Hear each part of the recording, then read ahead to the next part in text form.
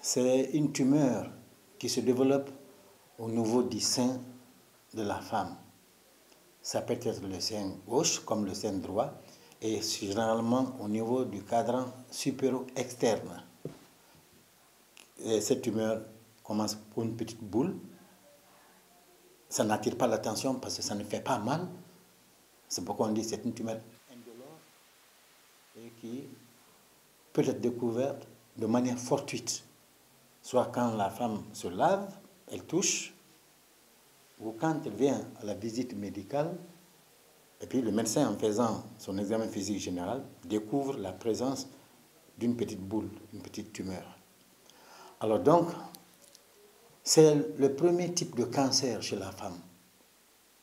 Dans la classification, cancer qui attrape les femmes, premier, cancer du sein. Deuxième, cancer du col. Le reste suivra. Chez l'homme, c'est tout à fait le contraire. L'homme, c'est d'abord cancer du poumon, parce que beaucoup fument, et enfin, deuxièmement, cancer de la prostate. Il y en a même qui interviennent dans les pays où les gens ne fument pas, c'est la prostate. Donc, le cancer du sein, c'est très fréquent, c'est très répandu. Et si ce n'est pas découvert à temps, non seulement c'est une chirurgie agressive, parce qu'il faut enlever tout le sein de la femme, avec évacuation même, hein, au niveau des reins, et le soumettre à une chimiothérapie qui peut vraiment fatiguer la femme, jusqu'à perdre ses cheveux et avoir beaucoup de troubles.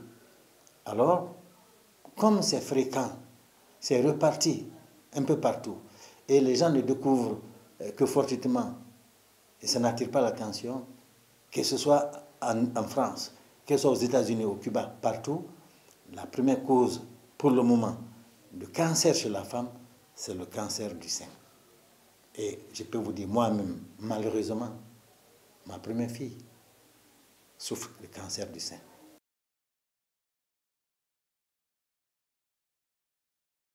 D'abord, il y a une prédisposition génétique. Si, par exemple, dans une famille, il y a une grand-mère ou arrière-grand-mère ou une tante qui a souffert de cancer, et puis vous avez une autre, soit une fille, une sœur qui souffre de cancer, c'est qu'il y a une prédisposition. Ce n'est pas une maladie transmissible, ce n'est pas une maladie héréditaire, mais c'est une maladie qui peut se développer dans certaines familles. Donc il y a des prédispositions familiales. De la même manière que le cancer de la prostate, il y a des prédispositions familiales. Ensuite, il y a l'utilisation certainement de certaines substances chimiques qui sont cancérigènes. Et le fait que la femme soit soumise au rayon X, c'est pour cette raison, la radiographie, quand on dit radiographie, il ne faut pas en abuser, parce que ça peut être aussi source de provocation de cancer du sein, entre autres, comme cancer de l'utérus, ou cancer même de l'estomac, ou cancer du poumon. Donc l'exposition aux produits cancérigènes, aux rayons X abusifs, et la prédisposition familiale sont généralement les causes de cancer chez les femmes.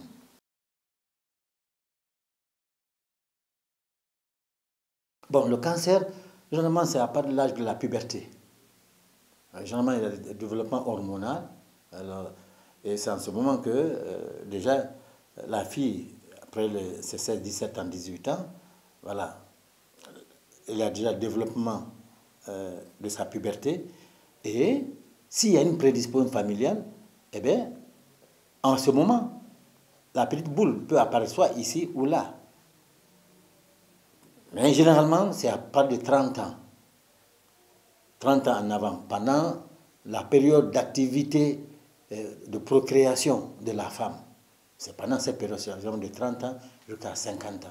Parce que généralement, après 50 ans, c'est la ménopause et c'est très rare de voir maintenant une femme qui n'a pas pu être découverte jusqu'à cet âge vraiment venir pour un cancer de sein débutant, sinon que ça sera totalement compliqué.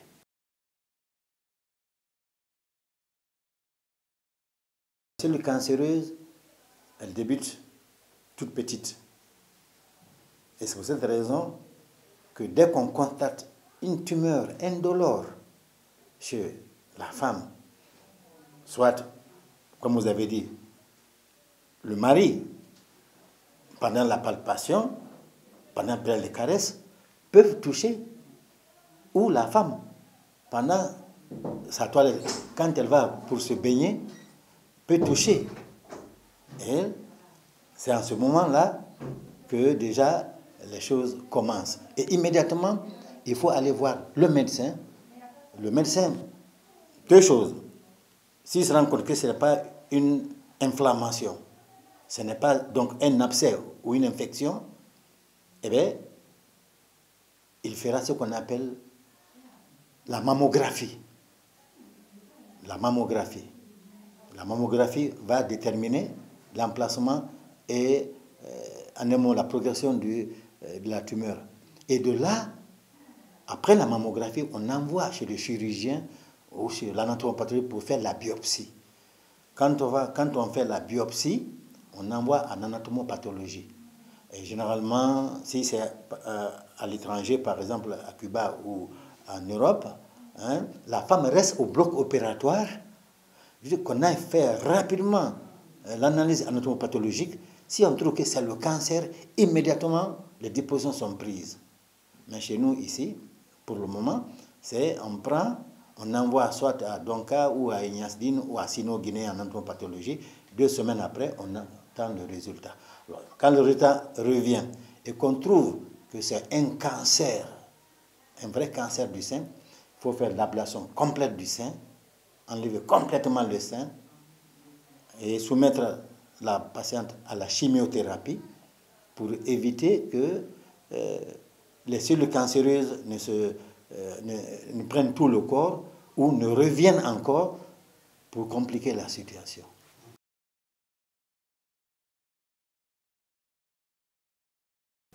La mammographie, c'est un examen, une imagerie qui est réalisée par les radiologues, hein, ceux qui s'occupent de l'imagerie, et qui consiste à visualiser l'anatomie interne du sein. On voit les conduits de galactophères, on voit tout ce qui concerne le sein, et jusqu'à la présence d'une chose anormale qui n'est autre qu'une tumeur. C'est ça la mammographie. Elle doit être systématique généralement chez toutes les femmes à un certain âge. Au moins une fois par an, les femmes doivent aller faire la mammographie. On peut découvrir fortuitement, dès le début, la mammographie va démontrer qu'il y a une tumeur qui est en train de se développer. Avant même que ça en grossisse et que la femme ou la fille ne commence à toucher et à se rendre compte. Les facteurs aggravants, premièrement, c'est la prise en charge tardive. Et généralement, nos parentes au village ou à l'intérieur, quand elles mettent des produits indigènes, okay, on les soumet à un traitement indigène qui peut détruire la peau et qui peut même poser des blessures. Et là, c'est le facteur aggravant. Il n'y a pas autre facteur aggravant que ça. Donc, la manipulation intempestive et surtout la prise en charge tardive, c'est le facteur aggravant. Je vous ai parlé de ma propre fille. Heureusement, ça a été découvert en France. Elle a subi une mastectomie. Elle est actuellement sous la chimiothérapie. Elle n'a même pas 40 ans, elle n'a que 37 ans. Donc, c'est vous dire que ça peut attraper toutes les femmes. C'est idiopathique. Il n'y a pas de cause spécifique. Ce n'est pas parce que la femme a allaité son enfant, ou bien elle n'a pas allaité son enfant, ou parce qu'elle a été traumatisée, elle a eu des coups. Non, ça peut apparaître chez n'importe quelle femme, n'importe quelle race, et à n'importe quel moment à partir de la puberté.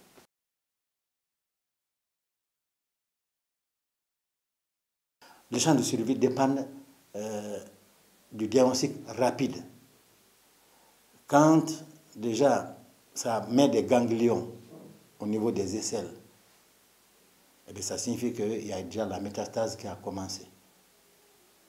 Et la chimiothérapie, elle est très très lourde et très difficile à supporter et surtout très coûteuse, très très coûteuse. Donc, si on découvre tardivement chez une femme, les chances de survie, je ne peux pas dire que c'est minime, mais quand ça commence à se développer des plaies déjà, ça n'atteint pas les 5 ans.